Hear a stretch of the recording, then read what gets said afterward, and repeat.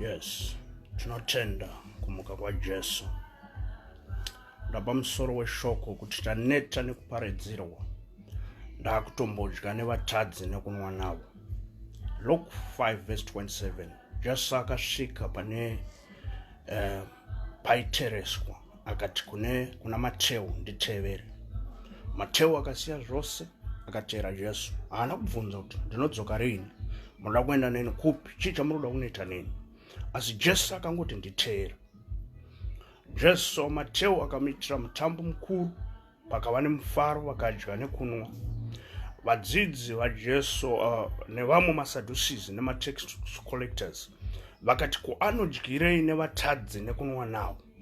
Jesu anoti asingarwari haatsvaki n'anga, asi uyo anorwara ndiye anotsvaka n'anga. Haana kuuya kune vakarurama voga asi nevakaipawo kuti vatendekwe. Saka nhasi uno ndiri kumbodya nevatadzi nekunwa navo, kwete wawa, asi kunwa zvandinenge ndichinwa zvisingabate ivo vachinwa zvavanenge vachinwa. For instance, right now, many times, many years, machurch are situated, avambwa. Kuvambwa kwavo, tikatarisa right now, baba chidhakwa vanobuda $20 kana $10. Haipere mari yese pakunwa doro nekudhakwa bawa. Mai vanotakura $500. Panodiwa love offering, panozonzi tine chakati chiri kudiwa kumadzimai, tinoda kuti zvinhu zvese zvifambe.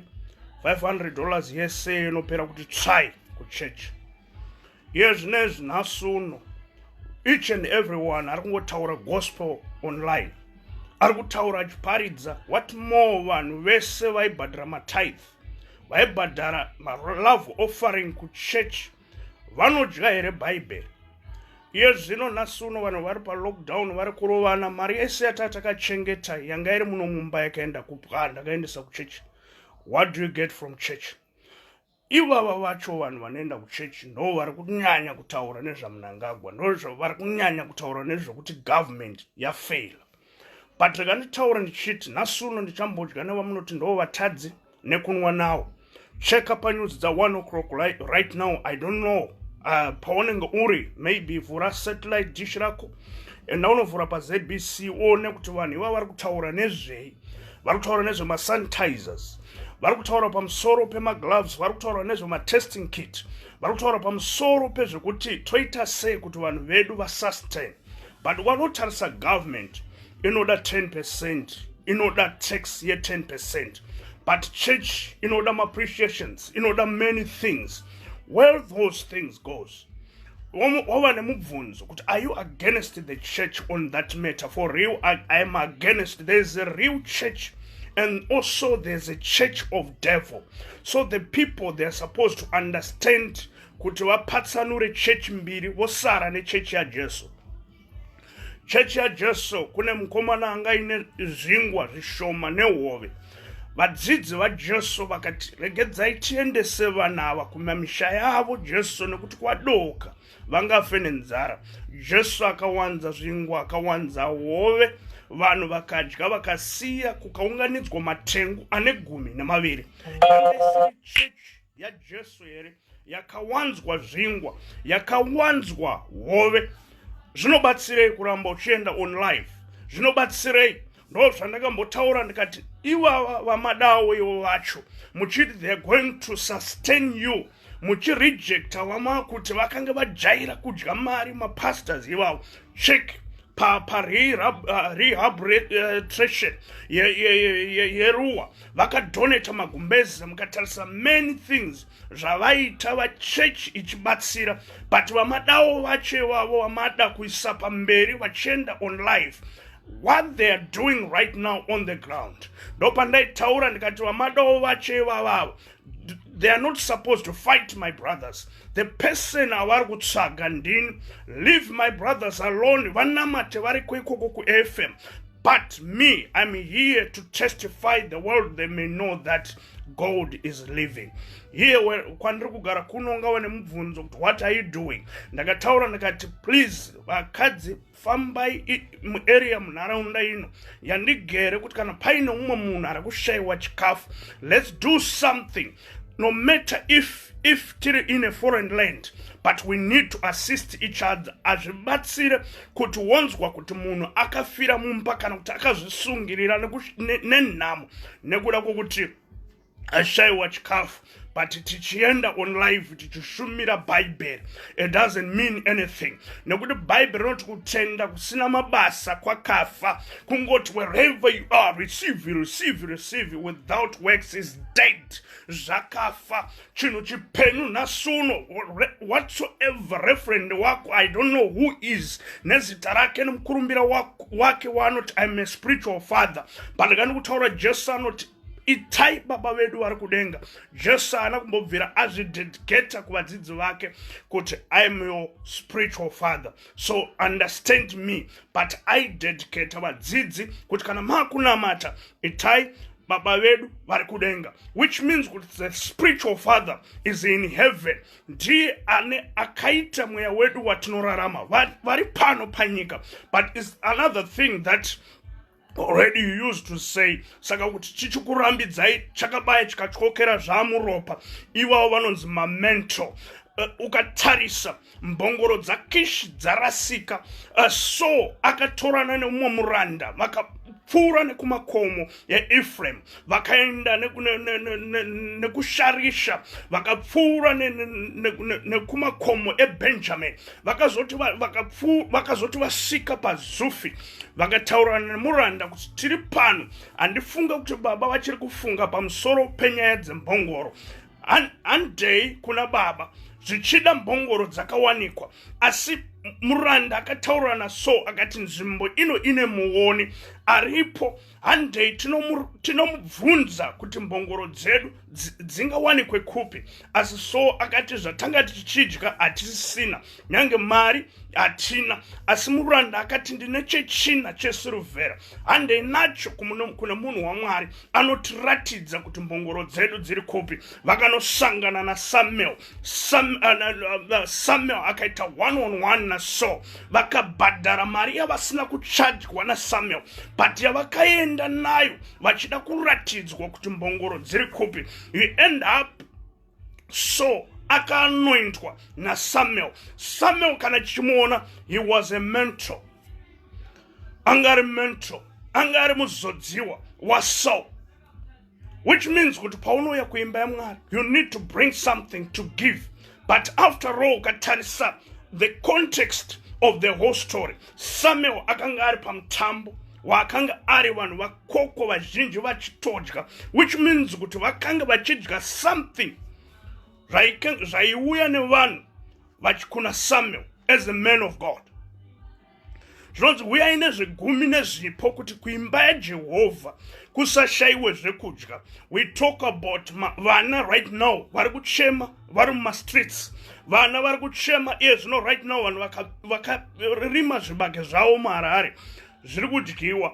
And after lockdown, please, zvinonzi zvadonha pasi musazviorere ndezvenherera neshirikadzi. Do not feel offended kuti zvibage zvako zvakadyiwa hakuzi kuba. I want to implement this. Vana havangazosvike pakupaza mumba, but zvibage zvamakarima, let it be flow, because this is church also, it's contributing. Some other they are gathering, vakaungana vaine nguo dzakawanda vachitaura kuti isusu hatidi mari kuchurch, hatidi simbi pachurch. But here the reality now, kuti mari yamairamba iyoyo, that is the issue yekuti mari iyoyo ichishanda. Hamuchadyi mweya mutsvene right now wamaitaura kuti isusu hatiende kumedia, izwi rakaramba tigere kumasowe. That is the reality now, kuti mari iyoyo it's need to work. These two little kids Billard and Katsande vaitaura kuti ari kuda kubatsirwa kuSouth Africa ngauye kuSoweto. So munhu kana achigara kunana Cape Town anokwira bhazi rekuenda kuSoweto kuti ndoda kunotora grocery. There's some other things zvinongoda kungonzi vanhu varikuda kunzi vari kubatsira vane mari vachienda pamedia.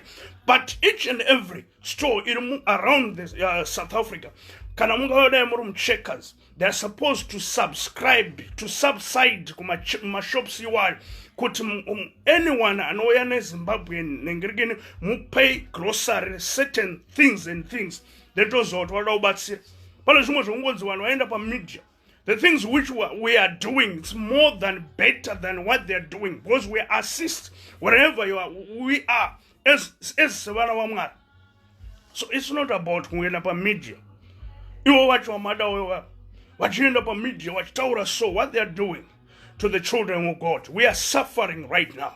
People, they are starving. Avana chinhu chekudya.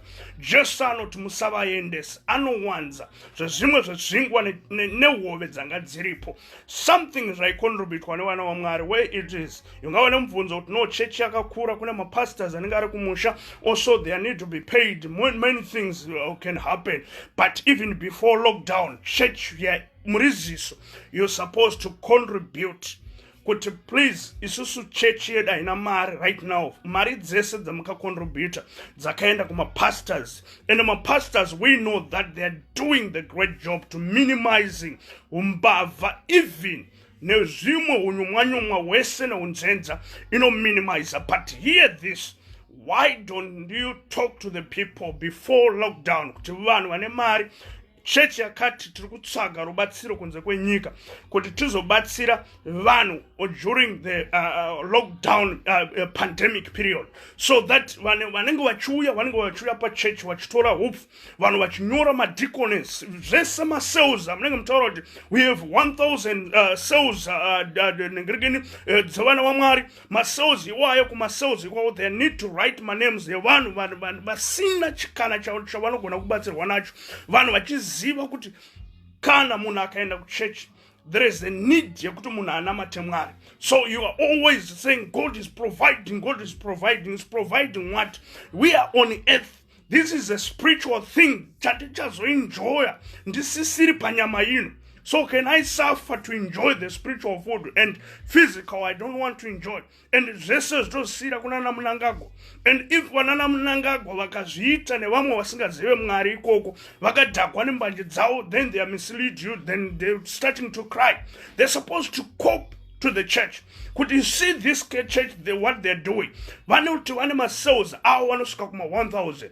But vanhu vese vavava vari testify, patula unotaura news, vanoti dai pasina vechechi vari kutibatsira, kungoti panapa pane mwana anoenda kuchechi kwakati, saka iye ndiye vanopota vachipiwa chikafu kuchechi kwaanoenda. Do you mean kuti after lockdown mwana akataura kuti baba ndiri kukumbira mari yekunobvisa chipo kuchechi, baba vanotaura kuti no handikupe? And we are causing fight in this during pandemic period. Kuti mari dzese dzamakaendesa, what is the help? Vamwe muchitoenda on live, so munhu switch off. But I don't want to waste and to hear these pathetic stories. We're sick and tired in the one. And you, when they're saying this, and you're saying to why just there is a reason I tsaga vanhu. Munhu anotorwa nzi mari yakatariswa so tinowane ma 2000 tanga kukanda. Baba waenda kana kuti ne 100 uchete kubhawa vachitodzoka vainayo. Ipapo ndopaunonzi futi namai muri kupedza mari stereke. Muri kuenda kunamata. Imi manopedza 2000 yese kuchurch. And after all, what is going to be end up if you are in a crisis like that? Can we eat the Holy Spirit? Can we enjoy the Holy Spirit, which you keep on preaching to the people, or their need physical matters? Wherever you are, you must understand, as a man of God, I need you to take this and you must listen. This is a physical thing. Nyora vanhu vese vari mugroup rako, whoever wakavhura a group raunoziva kuti me as now they destroy my church in Cape Town, they invade in a situation ekuda kuimplementa zvinhu zvisina Mwari mukati. Even if I'm there right now, because nendiri kubasa ndichishanda, so daina ndiriko right now vangadai vasiri kufa nenzara. Everyone, they're supposed to be contributed. Vasina access yekuwana chikafu zvinhu vangadai vachidya chikafu, because they took advantage ukuthi we are kusenza anenge ari kubasa most of the time, us full time in ministry, let's overtaking this. That's where you can see all the people who always fight against me. That's where the time you can realize kuti ne chimwe chine nguwa yacho. That's why I could not fight against you, because I know that the people belongs to God. But I worship and I preach the true gospel. Because each and everyone who want to believe, he's gonna be set free. If you know the truth, and the truth shall set you free. Ndovungana kapa msoro we shoko even before 2020. Kuti tiri kufamba negore kuti uchaziva zvokwadi ichakusunungura. Madzibaba madzimai atichakure pana atidi mai atidi simbi. Zvakazodai. Alright, munenge muchida kuti each and every crisis pandemic period kuoma kwezvinhu kwakadai muzobatsirwa here nemweya mutsvene kana kuti you are looking to the nation. You are looking to the government. Yamunoti susa tidi zvepolitics kana wauya pano usaite zvepolitics kumasoko kwacho hausikuda mari. Saka munenge muchiti muchabatsirwa nani naGabriel.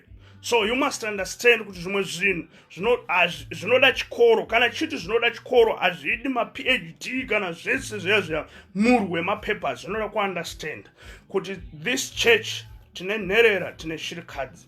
Pavanowirwa nematambudziko isusu kana tikati hatidi mari ko panguva iyoyo vanobatsirwa nemweya mutsvene. Let's have account yekuti nyika chaiyo kana vakauya vachiti voterai so itai izvo vachitituma kuti itai zvakadai so tinotaura kuti hatisi kuda. Kune church iri kutipa light inoziva panguva dzekutambudzika. So what are you doing as a man of God during pandemic period yakadai? Or just you are preaching and distribute the word of God, which is pertaining in a spiritual manner. But what about physical? I need to eat. I need to drink. So where can I drink right now? I need to drink cocoa. No saka jesu aidya nekunwa nevatadzi. Aidyawo zvaidya achinwawo navo. So I need to drink cocoa. Makaisa malaga enyu ndinodawo kunwa tiripamba tese takagara right now. Imi munoda kunwawo malaga enyu, munoda kunwawo zvibuku zvenyu, ko inini ndonwawo drink ndichariwana kupi. Church haisi kucontributa. Tese tatarisa kuna Mnangagwa. And we criticize more than even before. So what are you doing as a church? So do you think kuti kana church makutukwa zvinze vanhu taneta nemaprophets taneta nei? Do you think those people they are lying? They are talking the truth. And that truth, if you want to receive it, is going to set you free. I need all those people who are saying, this is my spiritual father. When you go on live, either tomorrow or whatsoever, during this pandemic period, he is supposed to say, wherever you are, as my son, even the one who are not my son, for the cell groups, which we used to be doing, because zvakanzi musaungane vanhu vari more than 50. So kuma cell group hamutomboungane vanhu vari 20. And ikoko you need to distribute, and ku cell group ikoko kuna leader ariko, you need to distribute food. We're sick and tired to talk about Mnangagwa. Leave him alone and his cabinet. They're doing some other things for buying you sanitizers and also masks and something that it can help also the nation. So what the church doing? And murukuitewo makagara pasi makange mugere kumasowe muchiti izwi rakauya takagara kumasowe. You are no longer kumasowe kwamakagara. Maamumba right now matarisana zvazvimbokoma. Mariri kupi kumasowe vanhu havadyi mweya mutsvene. And also if you want to identify all those things they use to benefit a prophet, what about the rest of people? They are suffering. Shirikadzi, Nerera, everyone is suffering. What they can vanobatsirikana nei, vanodya here mweya mutsvene, vachabhadhara rent nemweya mutsvene, vachararama nei. That's why the things which I was contradict nevanhu vamadawo ivavo kuti they are contradict kuti kuchechi manyanya mari kuFM wangu wajaira kudya mari. So isusu where isusu idai isusu yani mukati isusu totokudai mimi ndo vamadawo ivavo, and you follow them, and afterwards they are on live preaching the gospel each and every time. Vanhu vamaiti varuda mari, they used to contribute kumamisha everywhere. Vanhu vaidya chibage tisingatombocheme kuti nzara tineiwana, vanhu vachitorarama through those people nekuti mari yacho yaishanda to contribute for those who are suffering this during pandemic period. So I sick and tired to hear the gospel. Pasina mabasa kutenda kusina mabasa kwakafa. You are in a graves. You are grave, you are not resurrected from the dead. Kana muchitenda kuti Jesu amuka nhasi, also you are alive. You're supposed to contribute to munhu anoda kudya hadye mweya mutsvene. Jesu aiparidza in a hell place.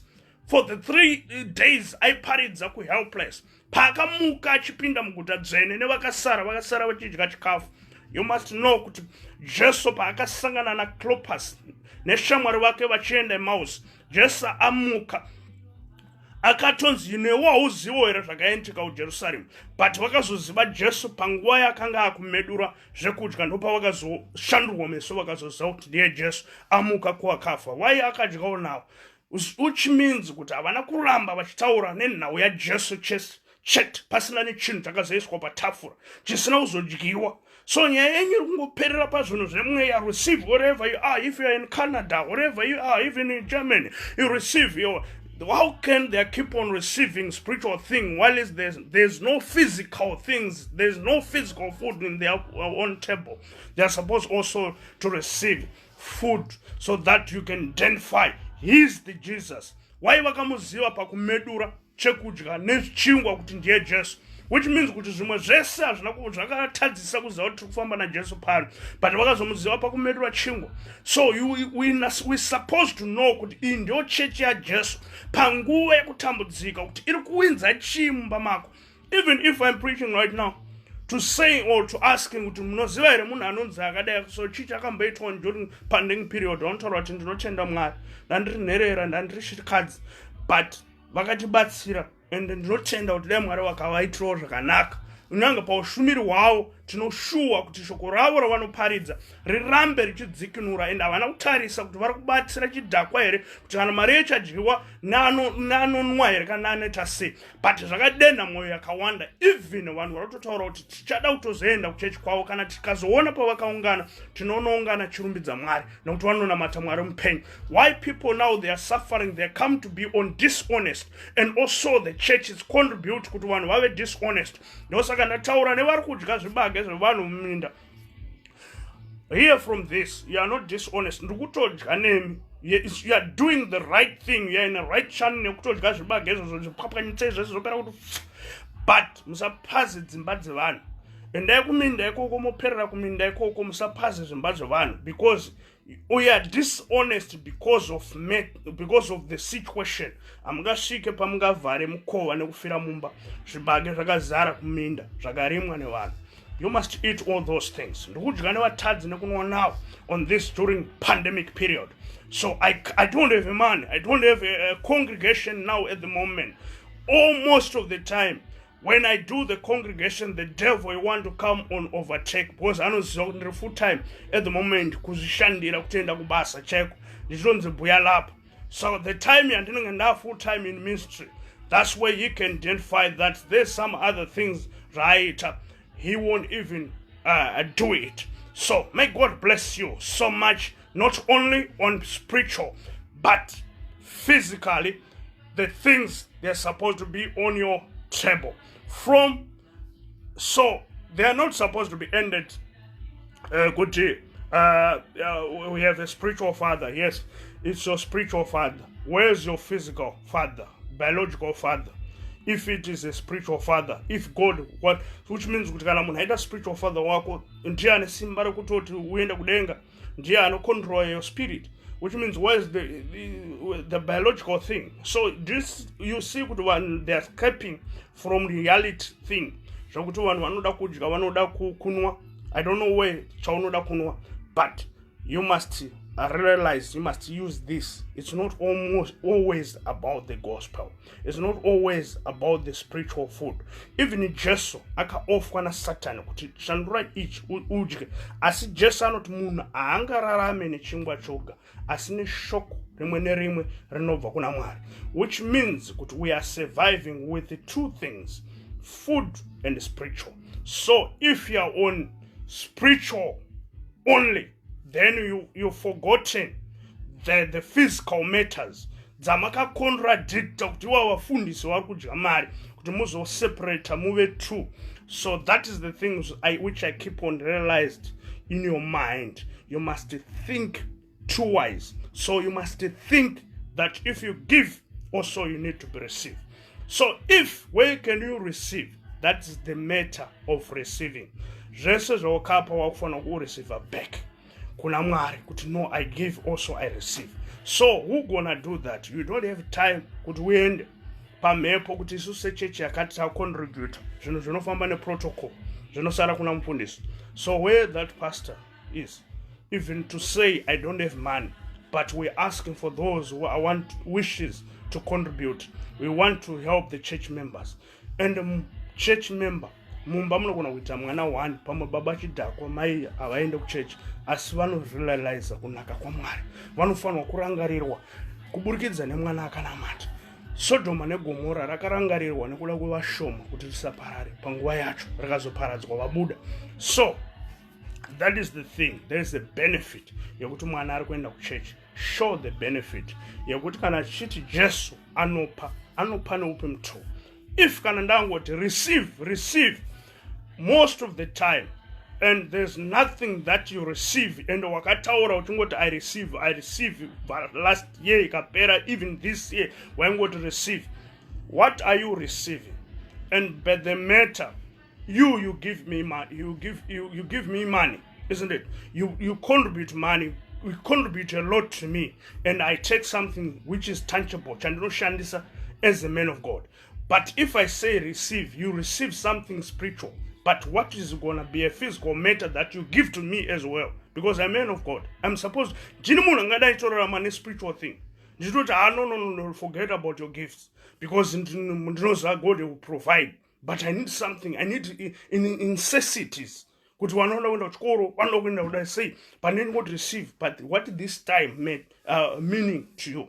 If kana ndikangoti receive wakagara kumba pasina chinhu wapedza kuti yes I receive it ipapo wozoona ndapedza kuti wopedza kuti I receive ndoda kutoona papa on live tanzwa kuti dhedha vanenge varipo chakangwindima nhasi tinonzwiririra vanofamba mufunge vanofamba I'm so blessed ndopanaipa ndakataura ndikati there's a certain time yekuti vanhu mune muchita amen sutu decoration inenge iri behind and vamwe muchiti amen kuti I saw this suit kuDubai dzinodhura dzakapfeka amen papa, but it's not the gospel. But when you realize kuti ndichazotaurira hangu vamwe rimwe mazuva kuti iye zvino amen yamaakuita muri kuita amen suit nemadecorations amuri kuona behind and nesetup yatakaita ndiyamuri kuti amen. Why did you not do amen all the way? And why did you not appreciate the word? Izvazvo tori muna Petro kuti Jesu amuka, Petro akagutsikana nemagumbeza akanoudza vadzidzi vaJesu kuti Jesu amuka nemagumbeza akaona. But Maria akaramba achidzungaira so. Do you know kuti Jesu akatomuka nezuro Saturday? If you want to read the Bible very well, akatozviratidza kuna Maria achidzembereka paguva so.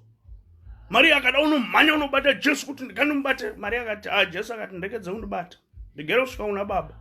Pakabiwa panonzi musapabate. Mapurisa anofanira kutora mafingerprints first, because Jesu akatyira kuti zvino Maria akandibata achazara ropa achibva panapo anonzi tarisai muona ndiwe munhu auya akabata Jesu zvatokutaura kuti mai vacho vanoziva nemishonga.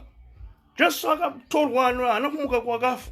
So Jesu akanosiya the simple ogezwa maronda ndomba adzoka panyika akaita appearance nhasi nezuro yakanga itori celebration in heaven achipukutwa maronda achigezwa akauya nhasi yamuri kuti amuka, but tinotedzera zvazvakanyorwa but in spiritual ndichizvitarisa mweya waMwari. Jesu akamuka nezuro and akanga in helpless akazviratidza, and also is going to resurrect each and every day.